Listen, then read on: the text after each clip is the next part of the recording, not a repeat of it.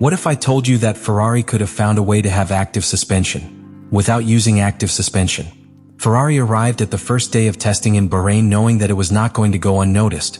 It was not just another single-seater. It was not a simple evolution. The SF26 represented a complete change of direction from recent years, and from the moment it left the box, the atmosphere in the pit lane changed. Engineers looking at other people's screens. Technicians walking more than usual through the red garage. Photographers aiming at a very specific area of the car, the suspension. The key to everything was there. Ferrari abandoned the technical approach it had used during recent seasons and adopted a radical philosophy with a pushrod scheme at the front and, according to the technical analyses that began to circulate from the first shoots, also at the rear, something that had not been seen in a Ferrari on the rear axle since 2010. But the real impact was not visual. It was not aesthetic. It was functional. Because the SF26 didn't just roll. It behaved differently. On the straight, the car seemed extremely low, stable, almost glued to the asphalt. Under braking, the transition was clean, without sudden oscillations. In medium and slow support, the balance seemed to readjust with a naturalness that did not fit with a completely passive system. And there began the murmur that ended up turning into suspicion. Regulation 2026 eliminated large Venturi tunnels and reduced extreme reliance on ground effect. That means controlling the car bed height, rake, load transfer is now more critical than ever. If you can keep the car very low on the straight to maximize efficiency and then slightly modify its attitude in corners to avoid bottoming and maintain stability, you have a huge advantage.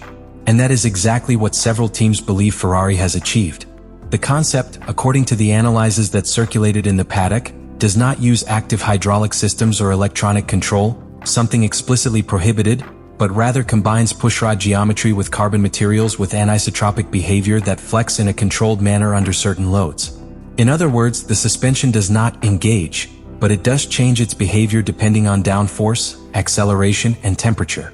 Formally, it complies with the letter of the regulation. But for many, it directly attacks their spirit. On the first day of testing in Bahrain, there were no disqualifications. There were no official statements. But there was something equally significant: additional inspections. The FIA decided to examine the system with special attention after the first running sessions and would have stopped the complete homologation of the associated aerodynamic package. It is not a direct accusation. It's a warning sign. And in Formula One, when the federation starts to look twice at a solution, it means that the rest of the paddock has already raised its hand. The most interesting thing is that Ferrari did not seem uncomfortable. There were no signs of concern. There were no immediate changes to the car.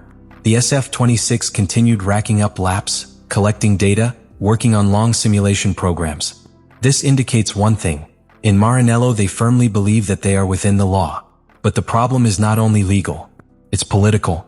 If in the next few days of testing the car demonstrates a clear advantage in platform management, straight line efficiency and stability in transition, rival teams will have arguments to request technical clarification.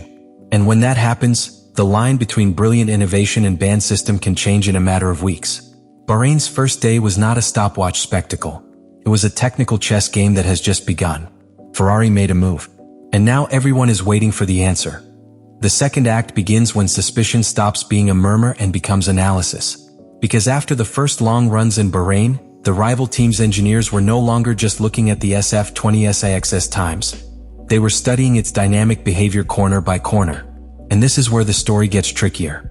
Comparative GPS data, that silent tool that everyone uses in the paddock, began to reveal something strange. The Ferrari showed very high straight line efficiency, but what was really striking was that it did not pay the usual price in cornering stability. Normally, when you set a car too low to maximize aerodynamic efficiency, you compromise braking absorption and average support. But the SF26 seemed to keep two faces perfectly balanced. That can only be explained in two ways. Either Ferrari has found an extraordinarily wide mechanical window, or the system is deliberately altering its behavior under load. The concept described in the technical analyses points to a suspension that uses the structural physics of carbon to generate controlled microflexions. There are no valves. There is no electronics. There are no visible actuators. What there is a pushrod geometry designed so that, under certain vertical and longitudinal forces, its effective stiffness changes. That is, the car passively reconfigures itself depending on the moment of the turn. On a straight line with high downforce but linear stability, the structure would allow the car to sit more, reducing height and improving efficiency. During braking and corner entry, the redistribution of loads would slightly modify the angle of attack of the assembly, minimally raising the bottom and avoiding losses due to bottoming. That, in practical terms, is a platform that adapts. And the 2026 regulation was precisely trying to prevent the platform from changing dynamically to maximize load at different times of the turn. Here the real technical conflict appears. The difference between a structural element that flexes within tolerances and a system designed to flex for a functional purpose. The FIA can measure static bench stiffness. You can apply specific loads. But if actual behavior depends on dynamic combinations of forces that only occur on the track, proving intentionality is extremely complex. And Ferrari knows it. That's why the second day of analysis in Bahrain was not just about performance, but about narrative. For Maranello, the position is clear. Everything is mechanical, everything is passive, everything complies with regulations. But in the rest of the paddock, they are already beginning to talk about something deeper. If the FIA allows this concept, a brutal development war will open in that same direction.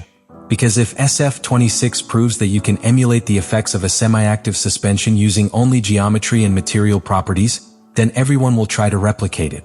And that would turn the 2026 era into a battle of structural engineering rather than purely aerodynamics. What happens if Ferrari maintains this lead until Australia? What if the race data shows that the car handles degradation better by controlling the platform so precisely? What if the FIA needs to issue an urgent technical directive to redefine what is an acceptable flex? Because here's something key, there is no formal ban on the system. But there is constant surveillance. And when half the paddock is ready to protest as soon as it detects an inexplicable advantage, each session in Bahrain becomes a test under the microscope. The SF26 isn't just competing against other cars. You are competing against the interpretation of the regulations. And that brings us to the most dangerous point of all. If Ferrari wins, political pressure will be immediate. If it doesn't win, the concept will remain an unnecessary genius. At this moment, the Italian team walks a fine line between historical innovation and technical scandal. Act 3 begins where engineering becomes politics. Because after the first day of testing in Bahrain, the question is no longer whether Ferrari's system works. The question is how long he can survive under pressure. At this point, the SF26 has not been declared illegal. There is no disqualification. There is no official statement condemning the concept. But that doesn't mean it's safe. It means that we are in the most dangerous phase of all, the interpretation phase. The regulation prohibits mobile aerodynamic devices and active systems that alter the car's platform. Ferrari, in theory, doesn't use any of that. Its system is mechanical, structural, passive. But if the car's behavior demonstrates that the platform deliberately changes to maximize performance at different times of the lap, rivals have a powerful argument. Although it is passive in construction, it is active in effect. And that's where a technical directive can come in. The FIA has already subjected the system to additional inspections and has stopped the full homologation of the associated package. This indicates that the issue is not closed.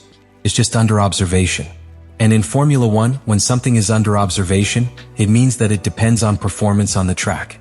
And here is the real risk that Ferrari is taking. They have decided to explore a gray area at the most delicate moment possible, the birth of a new regulation. When a regulation is young, the FIA is especially sensitive to any interpretation that could distort its original intention. If the organization feels that the spirit of the regulation is being violated, it can act quickly. But there is also something that works in Ferrari's favor. If the system passes Bahrain without intervention, each accumulated kilometer strengthens its position.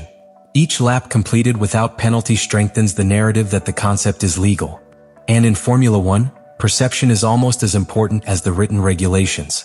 Ferrari has made a move with an innovation that borders the limits. The FIA watches. Rivals wait for the right moment to protest.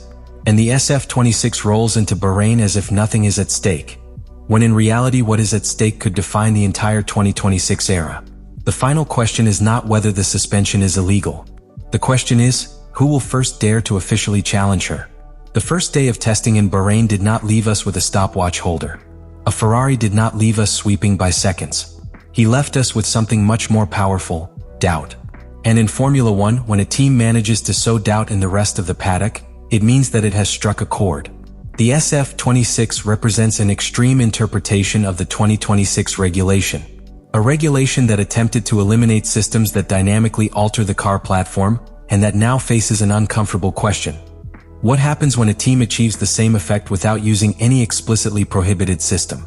The line between brilliant innovation and disguised illegal device is incredibly fine, and Ferrari has decided to walk exactly along that line. Let me know in the comments what you think about all this.